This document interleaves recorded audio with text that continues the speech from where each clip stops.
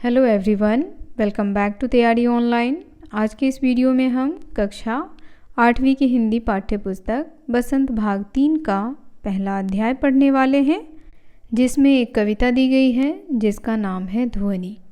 बच्चों, इस कविता के लेखक हैं सूर्यकांत त्रिपाठी निराला जी। सूर्यकांत त्रिपाठी निराला जी छायावादी कवि हैं और यह उनके द्वारा लिखित कविता है। तो बच्चों, आज हम इस कविता को पढ़ेंगे क्योंकि इस कविता में कवि ने प्रकृति के प्रति मानवीय संवेदना को दर्शाया है। उन्होंने कविता में प्रकृति का मनोहारी चित्रण किया है और इस कविता में कवि का आशावादी दृष्टिकोण भी देखने को मिला है। तो चलिए इस कविता को पढ़ते हैं और देखते हैं कि कवि क्या कहना चाहते हैं। कविता है, अभी न होगा मेरा अंत, अभी अभी ही तो आया है मेरे वन में मृदुल बसंत, अभी न होगा मेरा अंत। अंत शब्द का अर्थ होता है बच्चों समाप्ति। अंत शब्द का अर्थ होता है समाप्ति। मृदुल, मृदुल कहने का अर्थ है कोमल। मृदुल से क्या तात्पर्य है? कोमलता का। तो यहाँ मृदुल का क्या अर्थ हो जाएगा? कोमल। वसंत ऋतु है, एक ऐसा ऋतु जिसमें प्रकृति जो है वह दुल्हन की तरह सज जाती है। चारों तरफ पेड़ पौधे जो हैं वह फूल और फल से लद जाते हैं। प्रकृति सुंदरता और खुशबू से भर जाती है। वन शब्द का अर्थ होता है जंगल। तो देखिए यहाँ कवि जो हैं वह कहते हैं अभी उनका अंत नहीं होगा, क्योंकि अभी अभी ही तो उनके जीवन रूपी वन में, यानी उनके जीवन रूपी वन में क्या आया है? वसंत रूपी यौवन। अभी अभी ही तो उनके जीवन रूपी वन में वसंत रूपी यौवन आया है और अभी अभी ही उनका अंत कैसे हो सकता है? इसीलिए कवि कहते हैं कि अभी न होगा मेरा अंत, अभी अभी ही तो आया है मेरे वन में मृदुल बसंत, अभी न होगा मेरा अंत। तो बच्चों, कवि यहाँ प्रकृति के चित्रण के द्वारा नई युवाओं की पीढ़ी को समझाना चाहते हैं कि वे अपने आलस को छोड़ें, वे अपने आलस को छोड़ें और नए उत्साह, साहस और जोश के साथ जीवन का आनंद लें। तो यहाँ पर इस कविता की पंक्तियों के माध्यम से कवि जो हैं वह युवा पीढ़ी को जागृत करना चाहते हैं और वह उदाहरण के तौर पर कहते हैं कि जिस प्रकार वसंत के आ जाने से प्रकृति सुंदरता से सज जाती है, प्रकृति में सुंदरता और खुशबू चारों तरफ फैल जाती है, उसी प्रकार अगर मनुष्य अपने आलस को त्याग कर जीवन में आगे की ओर बढ़ना चाहे तो उसका जीवन भी वसंत की तरह ही सुंदर हो जाएगा। तो कविता की इन पंक्तियों से कवि का एकमात्र उद्देश्य है कि वह युवाओं में नया जोश, नया उत्साह जगाना चाहते हैं। चलिए अगली पंक्ति को पढ़ते हैं। कविता की अगली पंक्ति है, हरे हरे ये पात, डालियाँ कलियाँ कोमल गात, मैं ही अपना स्वप्न मृदुल कर फेरूंगा निद्रित कलियों पर, जगा एक प्रत्युष मनोहर। अब कठिन शब्दों के अर्थ जान लेते हैं। पात, पात शब्द का अर्थ होता है बच्चों पत्ता। पत्ता तो देखा है ना आप लोगों ने, पात मतलब पत्ता। डालियाँ यानी डाल, कलियाँ जो फूलों की कलियाँ होते हैं, छोटे छोटे कली, यहाँ देखिए ये सारी क्या हैं? कलियाँ ही तो हैं। कोमल गात, कोमल गात मतलब क्या होता है? कोमल यानी बहुत ही नाजुक, और गात शब्द का अर्थ होता है शरीर। गात का अर्थ क्या होता है? शरीर।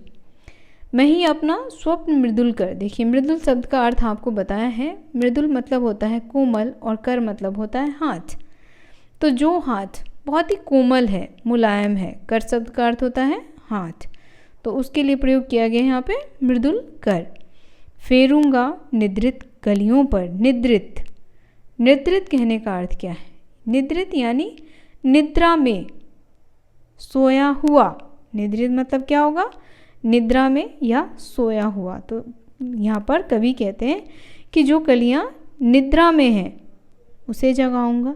जगा एक प्रत्युष मनोहर, प्रत्युष यानी सवेरा, प्रत्युष शब्द का अर्थ है सवेरा, और मनोहर मतलब होता है सुंदर। कवि कहते हैं कि वसंत ऋतु के आने पर पेड़ पौधे हरे हरे पत्तों से और नए नए फूलों से सज जाते हैं। पेड़ पौधों की डालियाँ लहलहा उठती हैं। डालियाँ क्या होती हैं? लहलहा उठती हैं। उन पर नई नई कलियाँ खिलने लगती है और नए नए पत्ते बहुत ही शोभायमान लगते हैं। यानी उस वृक्ष के शरीर पर वो नए नए फूल, नए नए पत्ते बहुत ही सुंदर लगते हैं। तो बच्चों, यहाँ कवि कहते हैं कि यह मेरा सपना है, जो कि युवा पीढ़ी को जागरूक करना चाहते हैं। कहते हैं कि मैं अपने कोमल हाथों से, कर मतलब होता है हाथ और मृदुल मतलब कोमल, तो कहते हैं कि मैं अपने कोमल हाथों से अपना सपना स्वयं साकार करना चाहता हूँ। अर्थात प्रकृति जिस तरह से पूरे वातावरण में शोभा प्रदान करती है और एक नया जोश का आगमन करती है, उसी तरह यहाँ कवि भी अलसाए हुए लोग हैं, जो सोए हुए लोग हैं। तो यहाँ पे अलसाया और सोया हुआ कहने का अर्थ है बच्चों, जो हतोत्साहित हैं, जो निराश हैं, वह उसे क्या करेंगे? वह उनमें जोश भरेंगे, उन्हें जागरूक करेंगे और उनमें सकारात्मकता लाएंगे, ताकि वह अपने जीवन में आगे बढ़ सके। जिससे क्या होगा कि वह अपने जीवन में, पूरे संसार में, समाज में एक नया सुंदर सवेरे का आगमन कर पाएगा। तो यहाँ कवि का क्या उद्देश्य है कि वह युवा पीढ़ी को जागरूक करेंगे। कहते हैं, पुष्प पुष्प से तंद्रालस लालसा खींच लूँगा मैं, अपने नवजीवन का अमृत सहर्ष सींच दूंगा मैं। पुष्प पुष्प, देखिए पुष्प शब्द का अर्थ होता है फूल। पुष्प शब्द का अर्थ है बच्चों फूल, और तंद्रालस यानी नींद से अलसाया हुआ। तंद्रालस मतलब होता है नींद से अलसाया हुआ, यानी आधी नींद में है, आधा जगा हुआ। लालसा शब्द का अर्थ है बच्चों लालच। नव यानी नया, सहर्ष, सहर्ष यानी खुशी के साथ। तो यहाँ कवि जो हैं वह युवा पीढ़ी जो अभी तक अलसाई हुई है, सोई हुई है, जिसे आलस ने घेर रखा है, तो कहते हैं कि मैं उसके आलस के लालच को दूर कर दूंगा।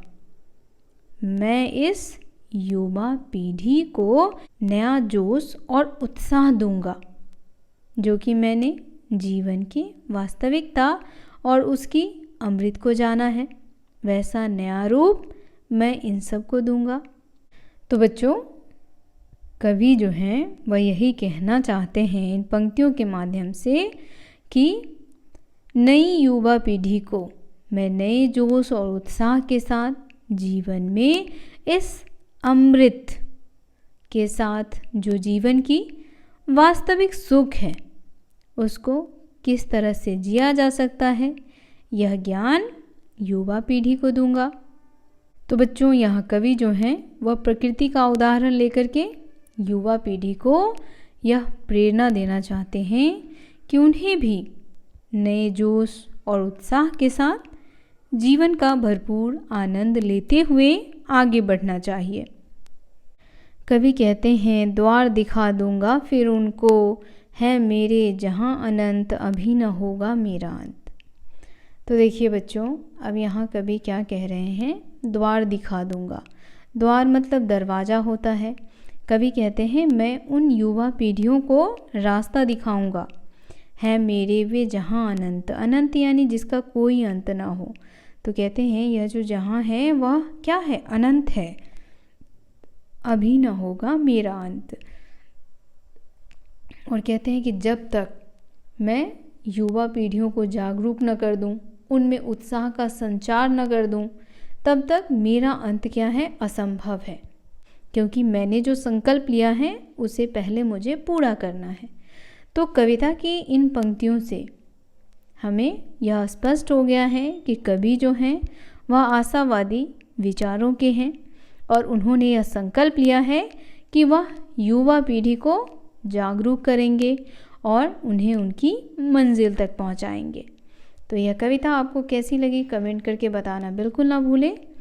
कविता पसंद आई हो बच्चों तो इसे लाइक करें, ज़्यादा से ज़्यादा शेयर करें, चैनल को सब्सक्राइब और फॉलो करना बिल्कुल ना भूलें। मिलते हैं आपसे अगले अध्याय के साथ, तब तक के लिए आप सभी का धन्यवाद।